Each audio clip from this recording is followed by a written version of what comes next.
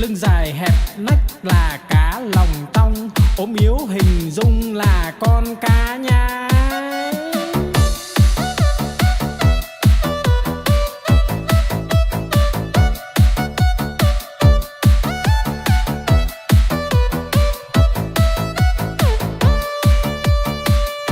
No lòng phĩ dạ là con cá cơm, không ướp mà thơm là con cá ngát.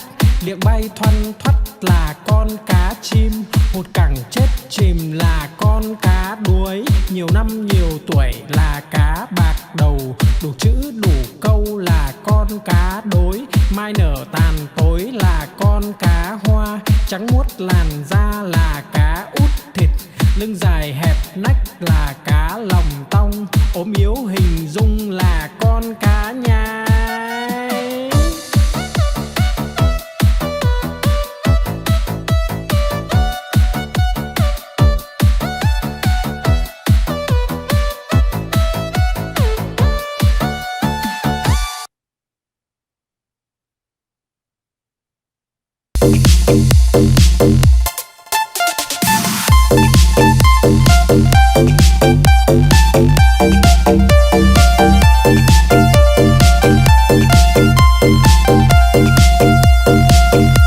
Đi cầu đi quán, đi bán lợn con, đi mua cái xong đem về đun nấu, mua quả dưa hấu về biếu ông bà, mua một đàn gà về cho ăn thóc, mua lược chải tóc, mua cặp gội đầu, đi mau về mau kẻo trời sắp tối.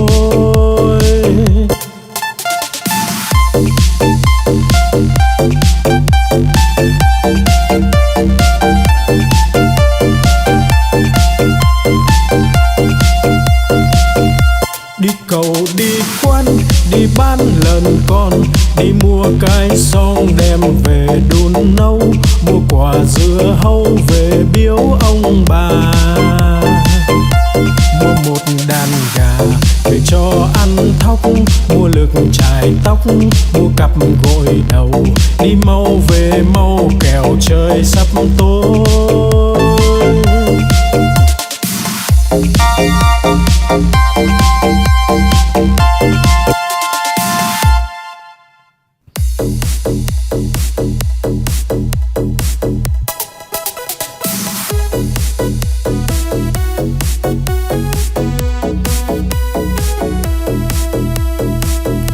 Bướm bay bướm lượn, bướm đậu nhành hoa, khoe đôi cánh đẹp rực rỡ muôn màu. Bướm bay bướm lượn, bướm đón mùa xuân, vàng xanh đỏ tím, bướm bay dợp trời.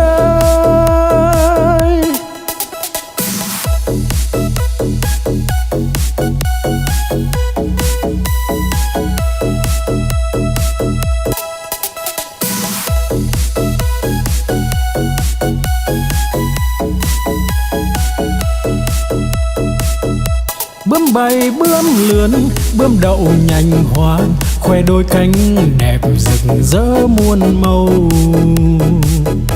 Bướm bay bướm lượn, bướm đón mùa xuân, vàng xanh đỏ tím, bướm bay dợp trời.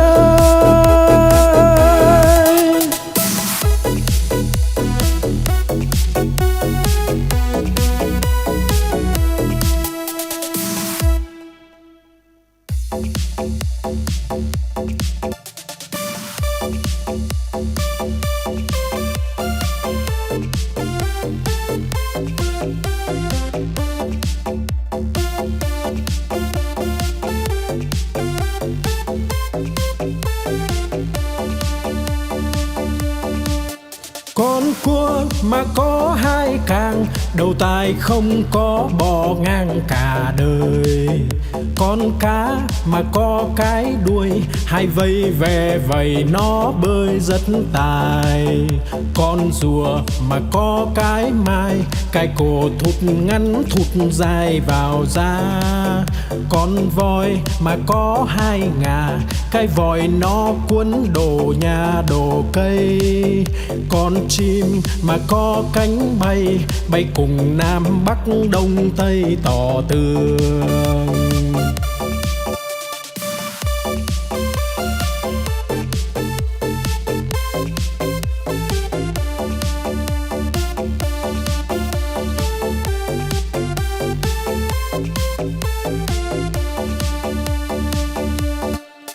Con cua mà có hai càng, đầu tai không có bò ngang cả đời.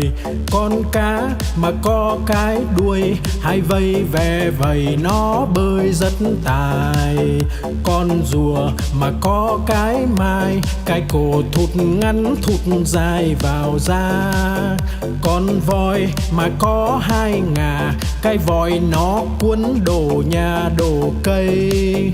Con chim mà có cánh bay, bay cùng Nam Bắc Đông Tây tỏ tường.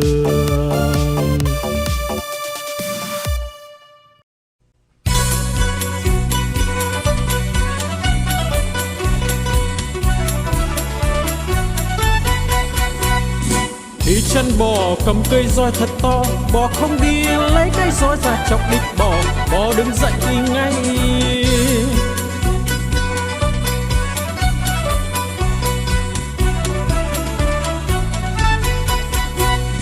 Đi chân bò cầm cây roi thật to, bò không đi lấy cái roi ra chọc đít bò, bò đứng dậy đi ngay.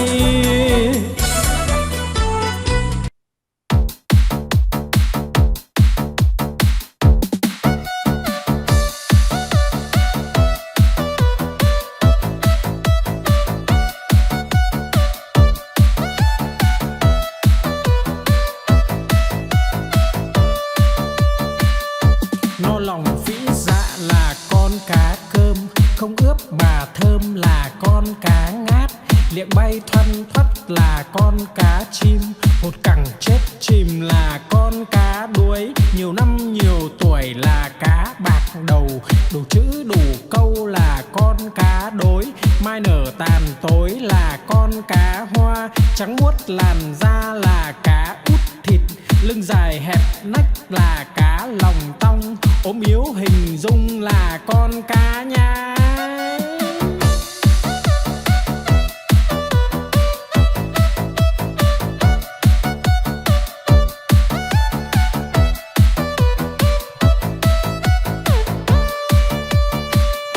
No lòng phĩ dạ là con cá cơm, không ướp mà thơm là con cá ngát. Liệng bay thoăn thoắt là con cá chim, hột cẳng chết chìm là con cá đuối. Nhiều năm nhiều tuổi là cá bạc đầu, đủ chữ đủ câu là con cá đối. Mai nở tàn tối là con cá hoa, trắng muốt làn da là cá út thịt. Lưng dài hẹp nách là cá lòng tong, ốm yếu hình dung là con cá nhái.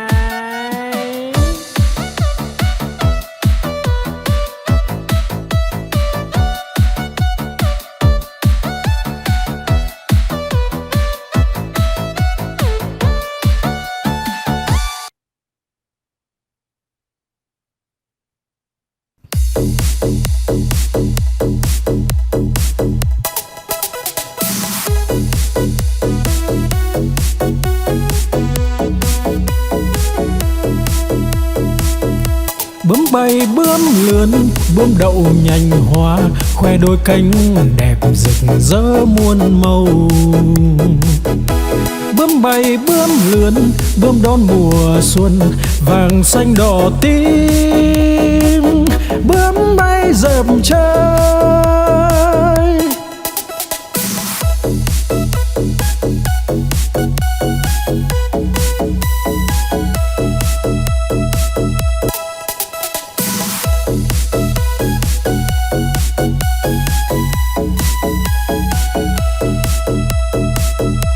Bướm bay bướm lượn, bướm đậu nhành hoa, khoe đôi cánh đẹp rực rỡ muôn màu.